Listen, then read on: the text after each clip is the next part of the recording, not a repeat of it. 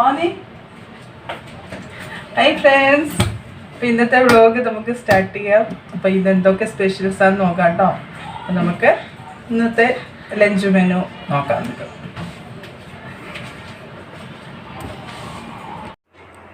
ഇന്ന് നമ്മൾ സിമ്പിളായിട്ട് ചെന്നൈ സ്റ്റൈലിലൊരു ചിക്കൻ ബിരിയാണി ചെയ്യുന്നത്. മല്ലിപ്പൊടിയൊന്നും ഇടാതെ സിമ്പിളായിട്ടുള്ളൊരു ബിരിയാണിയാണ്.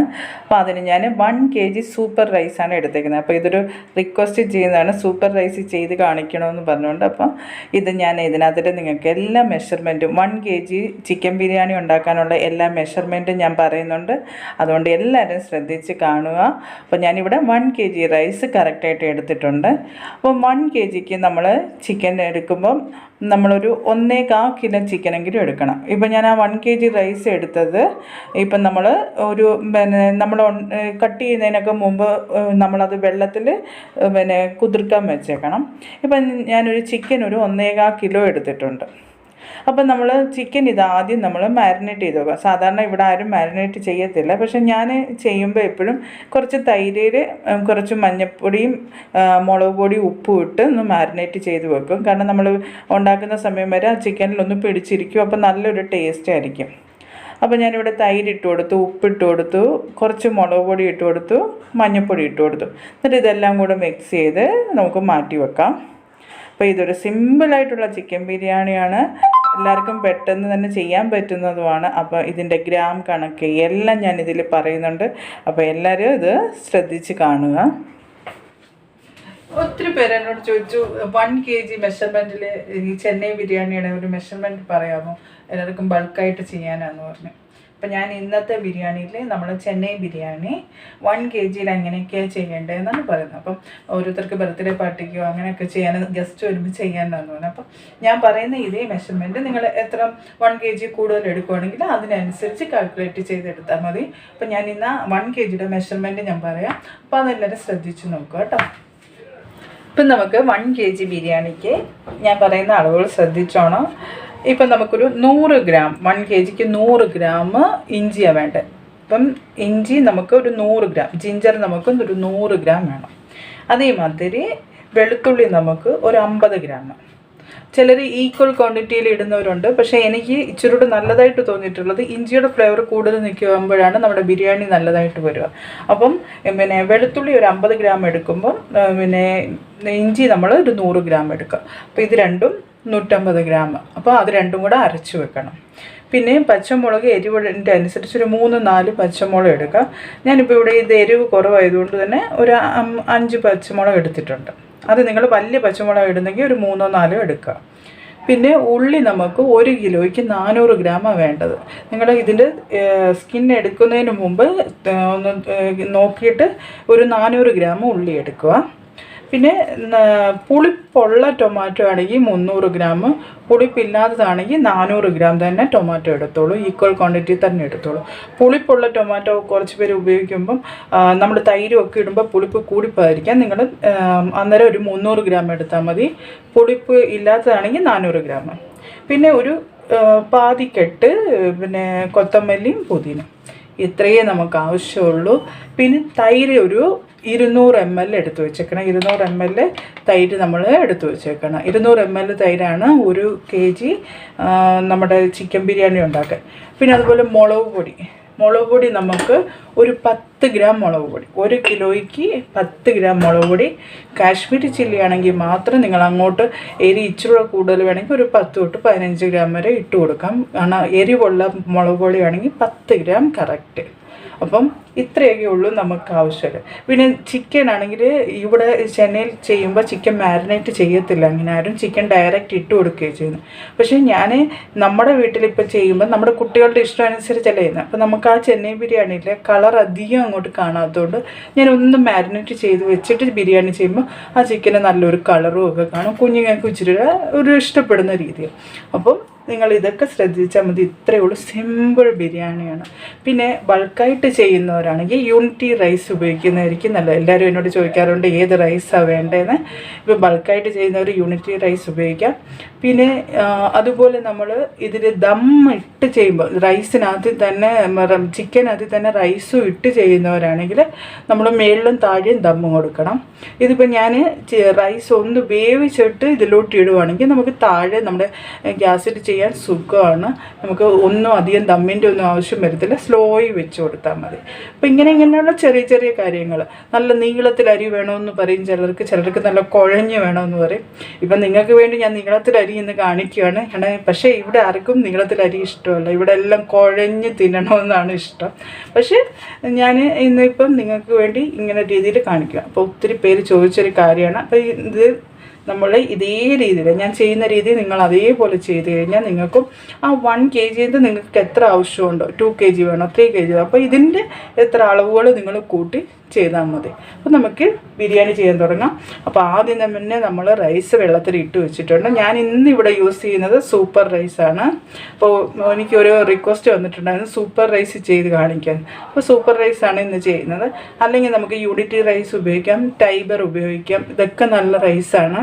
അപ്പോൾ നമ്മൾ ഏത് റൈസായാലും നമ്മൾ പിന്നെ വെള്ളത്തിൽ നിന്ന് ഊറ്റിയിട്ടെടുക്കുകയാണെങ്കിൽ നമുക്ക് കുഴപ്പമില്ല. ഇത് ദം ചെയ്യുമ്പോൾ മാത്രം നമുക്ക് ആ നല്ല കൈപ്പഴക്കമുള്ള റൈസ് മാത്രം എടുത്താലേ ശരിയാവത്തുള്ളൂ. അപ്പോൾ നമുക്ക് ബിരിയാണി ചെയ്യാം. ഇനി നമുക്ക് ബിരിയാണിയിലോട്ട് ആവശ്യമുള്ളത് ഒരു നാരങ്ങയുടെ നീരും പിന്നെ പട്ട, ഗ്രാമ്പു, ഏലയ്ക്ക അതൊക്കെ ഒരു 2 ഗ്രാം വെച്ച് അല്ലെങ്കിൽ 1 ഗ്രാം ആയാലും മതി, അത് വെച്ച് എടുക്കുക. പിന്നെ നമുക്ക് 1 കിലോ റൈസിന് നമ്മൾ 3 ലിറ്റർ വെള്ളം വെക്കണം. അതിലാണ് നമ്മൾ തിളപ്പിച്ച് ഊറ്റിയെടുക്കേണ്ടത്. അപ്പോൾ അതിലോട്ട് ഉപ്പും കുറച്ച് എണ്ണയും കൊത്തമല്ലിയും പുതിനയും ഇട്ടാൽ മതി. നാരങ്ങ നീരോ ഒന്നും ഇടുന്നില്ല. പിന്നെ എണ്ണ നമുക്കൊരു ബിരിയാണിക്ക് ഒരു 200 ml എങ്കിലും വേണം എണ്ണ. അപ്പം അതിൽ നെയ്യ് വളരെ ചുരുക്കം ഇടുന്നുള്ളൂ. നെയ്യ് 1 സ്പൂൺ വല്ലതും ഇട്ടാൽ മതി. ഈ ബിരിയാണി നമുക്ക് കേടുകൂടാതെ ഇരിക്കുകയും ചെയ്യുവേ. അപ്പോൾ എണ്ണ നല്ലോണം ചൂടായപ്പോൾ ഞാൻ 1 സ്പൂൺ നെയ്യേ ഇട്ട് കൊടുത്തിട്ടുള്ളൂ. പിന്നെ അതിൽ കഴിഞ്ഞ് നമ്മൾ എടുത്തു വെച്ചിരിക്കുന്ന പട്ട, ഗ്രാമ്പു, ഏലയ്ക്ക, പിന്നെ തക്കോലം, പിന്നെ ബേ ലീഫ് ഇതെല്ലാം കൂടി ഇട്ട് കൊടുത്തു. അല്ലാതെ നമ്മളിനി ഒന്നും മസാല ചേർക്കുന്നില്ല. പിന്നെ നമ്മളൊരു 400 ഗ്രാം ഉള്ളി അരിഞ്ഞു വെച്ചിരുന്നില്ലേ, അതെടുത്ത് ഇതിലോട്ട് ഇട്ട് കൊടുത്തിട്ടുണ്ട്. എന്നിട്ട് ഇത് നല്ലോണം ഒന്ന് ബ്രൗൺ കളർ ആവണം. ഇച്ചിരി ഉപ്പിട്ട് കൊടുക്കുക നമുക്കിതൊന്ന് പെട്ടെന്ന് വഴന്ന് വരാൻ വേണ്ടി. ഇനി നല്ലോണം ഒന്ന് ഇളക്കി കൊടുക്കുക. അപ്പം പെട്ടെന്ന് നമുക്ക് ആയി കിട്ടും. ഇപ്പം എന്തെങ്കിലും ബ്രൗൺ കളർ ആയതിനു ശേഷമാണ് നമ്മുടെ ഇഞ്ചി വെളുത്തുള്ളി പേസ്റ്റ് ഇട്ട് കൊടുക്കേണ്ടത്. ഇഞ്ചി വെളുത്തുള്ളി പേസ്റ്റ് ഇട്ട് നല്ലോണം അത് വഴറ്റി കൊടുക്കുക. നല്ലതായിട്ട് അത് ഇളക്കിക്കൊണ്ടിരിക്കണം. അപ്പം നമുക്ക് നല്ലതായിട്ട് അത് പെട്ടെന്ന് തന്നെ അതിൻ്റെ പച്ചമണം മാറിക്കിട്ടും. ഇപ്പോൾ ഇത് പിന്നെ ഒരു പച്ചമണം മാറിക്കഴിയുമ്പോൾ നമ്മൾ കൊത്തമല്ലിയും പുതിന അരിഞ്ഞതും തക്കാളിയും പച്ചമുളകും കൂടി ഇട്ട് കൊടുക്കുക. അതൊന്ന് ഇളക്കി നല്ലോണം ഒന്ന് വഴറ്റിയെടുക്കുക. ഇത് പെട്ടെന്ന് നമുക്ക് ചെയ്യാൻ പറ്റുന്ന ഒരു ബിരിയാണിയാണ്. എന്നാൽ നല്ല ടേസ്റ്റുമാണ്. ഒത്തിരി മസാല കഴിച്ചൊന്നും തോന്നില്ല. നമുക്ക് നല്ലൊരു ബിരിയാണിയാണ്. ഇപ്പോൾ ഇതൊന്ന് വഴന്ന് വന്നപ്പോൾ നമ്മൾ ഒരു 1/4 ടീസ്പൂൺ മഞ്ഞൾപ്പൊടി ഇട്ട് കൊടുത്തേ. മഞ്ഞൾപ്പൊടി ഒന്നും ഒത്തിരി ഇടണ്ട, 1/4 ടീസ്പൂൺ ഇട്ട് കൊടുത്തോണ്ട്. എന്നിട്ട് നല്ലോണം ഒന്ന് ഇളക്കി കൊടുക്കുക. ഇനി നമ്മൾ എടുത്തു വെച്ചേക്കുന്ന ഞാൻ പറഞ്ഞില്ലേ നല്ല എരിവുള്ള മുളകാണെങ്കിൽ 10 ഗ്രാമിൻ്റെ ആവശ്യമുള്ളൂ. ഇപ്പോൾ കാശ്മീരി ചില്ലി ആണെങ്കിൽ അതിൻ്റെ കാശ്മീരി ചില്ലിയിൽ നല്ല എരിവില്ലാത്ത മുളകാണെങ്കിൽ ഒരു 20 ഗ്രാം വരെ ഇടാം. അപ്പം അതും പിന്നെ നമ്മുടെ 200 ml തൈരും കൂടെ ഇതിൽ ഒഴിച്ചു കൊടുക്കുക. അത് രണ്ടും കൂടി ഇട്ട് ഇളക്കുമ്പോൾ നല്ലോണം മുളക് പൊടിക്ക് നല്ലൊരു കളർ വരും. അപ്പം ഇവിടെ ചെന്നൈയിലൊക്കെ കൂടുതലും എല്ലാവരും ശക്തി മസാല അങ്ങനെ ഭയങ്കര എരിവുള്ളതാണത്, അതാണ് ഇടുന്നത്. ഇപ്പം ഞാൻ ഒഴിക്കുന്ന വെള്ളം നമ്മൾ അരി തിളപ്പിക്കാൻ വെച്ചേക്കുന്ന വെള്ളത്തിൽ നിന്ന് ഒരു 800 ml എടുത്താണ് ഞാൻ വെള്ളം ഒഴിക്കുന്നത്. അതിൽ കൂടുതൽ ഒഴിക്കരുത്, കാരണം നമുക്ക് അത്രയും വെള്ളത്തിൻ്റെ ആവശ്യമുള്ളൂ. അപ്പോൾ എല്ലാവരും കണക്കുകൾ ശ്രദ്ധിച്ചോളൂ. ഞാൻ ഒരു 800 ml വെള്ളം ഒഴിച്ചു കൊടുത്തിട്ടുണ്ട്. പിന്നെ ഉപ്പ് ചെക്ക് ചെയ്തിട്ട് കുറച്ചുകൂടി ഉപ്പിട്ട് കൊടുത്തിട്ടുണ്ട്. പിന്നെ ഈ സമയത്ത് നമ്മൾ ഒരു നാരങ്ങയുടെ നീര് ഇതിലോട്ട് ഒഴിച്ചു കൊടുക്കുക. ഇപ്പം ഞാൻ പറയുന്ന മെഷർമെൻറ്റ് കറക്റ്റായിട്ട് ചെയ്യുകയാണെങ്കിൽ നമുക്ക് പെർഫെക്റ്റ് ആയിട്ടുള്ള ബിരിയാണി കിട്ടും. അപ്പോൾ എല്ലാവരും ഇത് ശ്രദ്ധിച്ച് നോക്കുക കേട്ടോ. അപ്പോൾ നമ്മൾ നാരങ്ങ നീര് ഒഴിച്ചതിന് ശേഷം ഒന്നുകൂടെ മിക്സ് ചെയ്തതിന് ശേഷം നമ്മൾ മുന്നേ മാരിനേറ്റ് ചെയ്ത് വെച്ചേക്കുന്ന ചിക്കൻ ഇതിലോട്ട് ഇട്ട് കൊടുക്കാം. അപ്പോൾ ചിക്കനിൽ നിന്നും കുറച്ച് വെള്ളം ഇറങ്ങും. അപ്പോൾ ചിക്കൻ നല്ലോണം ഒന്ന് തിളക്കട്ടെ. തിളച്ചതിന് ശേഷം നമ്മൾ അപ്പുറത്തെ സ്റ്റൗവിൽ നമ്മൾ റൈസ് വെച്ചിട്ടുണ്ട്. അപ്പോൾ റൈസ് ഒരു 70% ആകുമ്പോൾ നമ്മൾ ഇതിലോട്ട് ഇട്ട് കൊടുക്കണം. ഇപ്പോൾ നോക്കിയാൽ നമ്മുടെ റൈസ് ഒരുമാതിരി ഒരു 70% കുക്കായിട്ടുണ്ട്. അപ്പോൾ നമ്മൾ റൈസ് ഒന്ന് ഊറ്റിയിട്ട് ആ വെള്ളം കളയരുത്. നമുക്ക് ആ വെള്ളം ഇച്ചിരി എടുത്ത് മാറ്റി വെക്കണേ. എന്നിട്ട് റൈസ് ഇതിലോട്ട് ഇട്ട് കൊടുക്കും.